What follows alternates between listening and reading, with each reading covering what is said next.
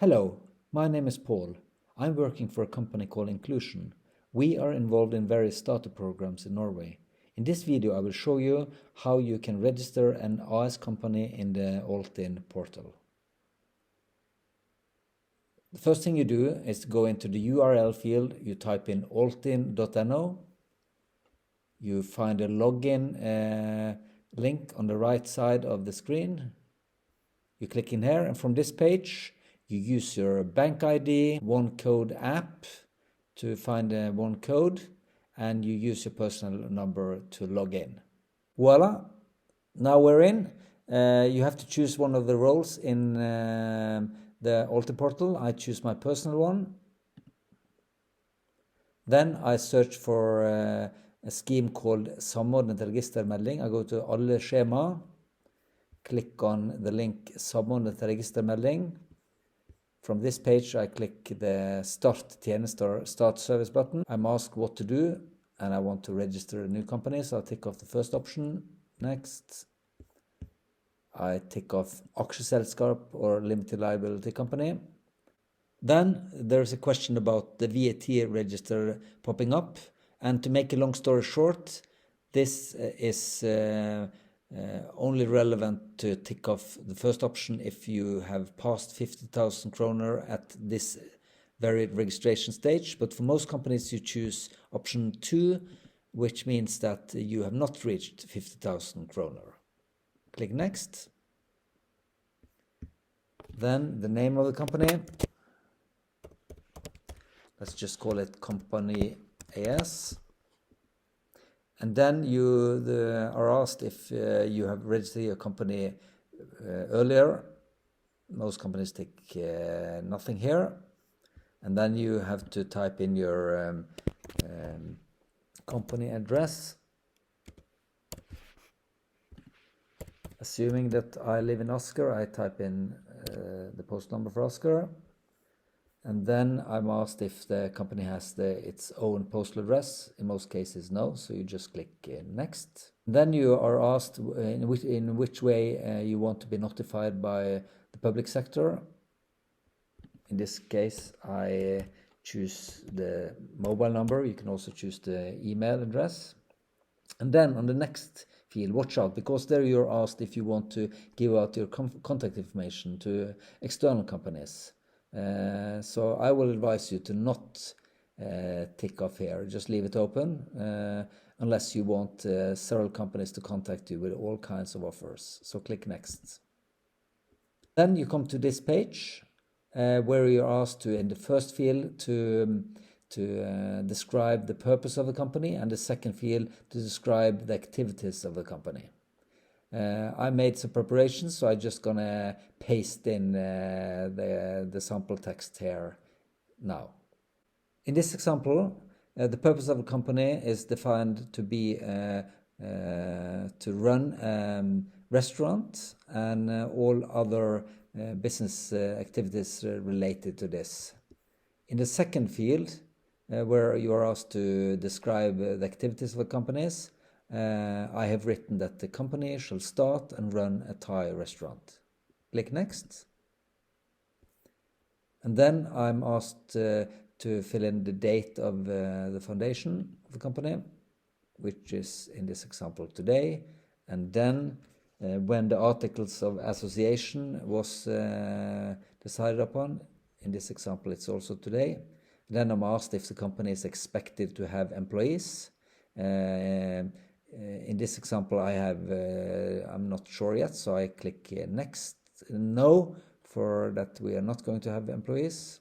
Then I'm asked what language form I want to use. In Norway, we have 2 languages, bokmål and nynorsk. Most would choose bokmål. Click Next. And then I come to this page where I have to answer a couple of questions. And it's not relevant in many ways, so we just leave it for the time being and click Next. Then on this page you are asked what is the share capital and the number of shares issued. So the share capital in this example is the minimum amount which is required, which is 30,000 Norwegian kroner. I issued 100 shares. And on the next question, you're asked whether the share capital is paid in terms of money or other values. In most cases, it's with money, so you choose the first option. Click next. Then you're asked to give out some contact information of contact persons in the company. It can be a managing director, daglig leder in Norwegian, or a contact person. I type in my personal number.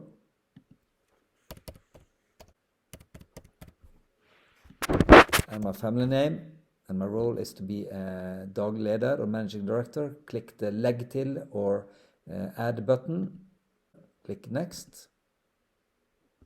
Then I'm asked to do a similar thing with the board members. In my example, I only have one board member, which is myself.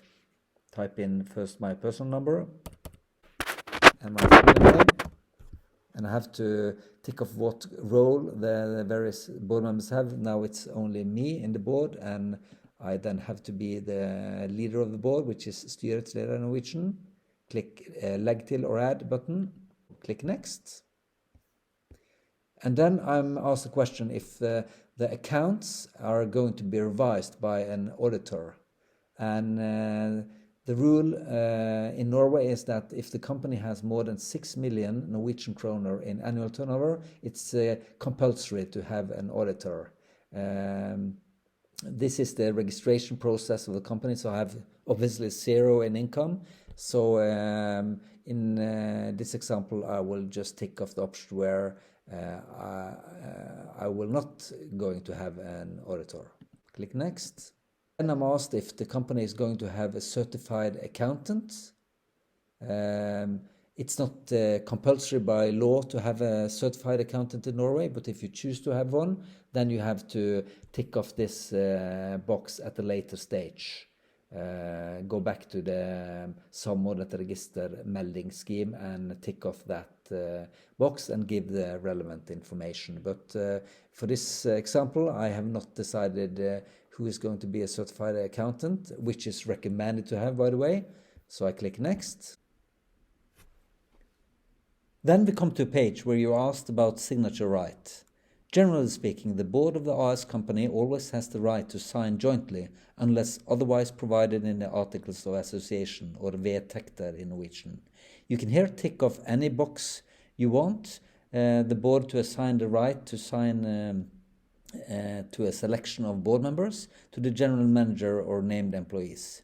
We do like many companies, leave it open and click next. On this page, we are asked if you want to assign anyone in the company a special signature right called procura. It is a bit complicated to explain in this short video. We just want to say that most companies do not find this relevant at this stage. However, if you want to investigate procura further, please contact a lawyer. You can find a lawyer, for example, by searching at advokatguiden.no, the lawyer's guide. Click next. When you come to this page, there are three questions to take into consideration. The first question is whether the company has taken over a subunit, and in most cases it's not relevant. And then the next question is the date for the start of the activity, which you normally fill out.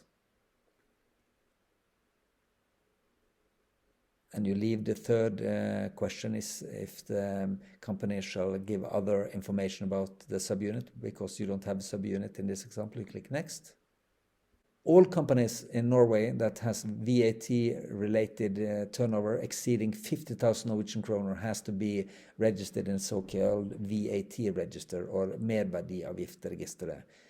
On this page, you are asked if you are having VAT-related turnover. So if you know that at this stage, you tick off the first option. If you know you do not have it, you tick off second option. And then there are some other fields coming up. The next field is only relevant for those companies who assume that they have more than 50,000 kroner in turnover in the first day of operation, typically a very popular restaurant or a grocery store like Rema 1000 located in a very popular place. So you just scroll down this page. For most people starting a company, click next. And then you're asked who's going to pay the company registration fee. And you have 3 options here, and it's either a company, the ones who filled out this scheme, or another company. So I choose myself, since I'm the one who's filled out the scheme. And then I'm asked to fill in the email address or the mobile number to the one who's going to pay the fee. You can leave the next field open as well. Click next. Then you come to this page where you have to type in either your email address or mobile number so that the Brønnøysundregistrene can notify you about how your registration is going. I type in my mobile number. And then you have to tick off as well for those who are going to sign the scheme in Altinn for the final registration. Tick off sign by, click next.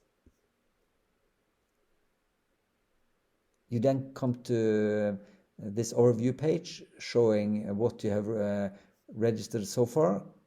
You can control it. You click the green control information button. And then you will see that there are 3 things missing. We're not going to go back and do the process again about this.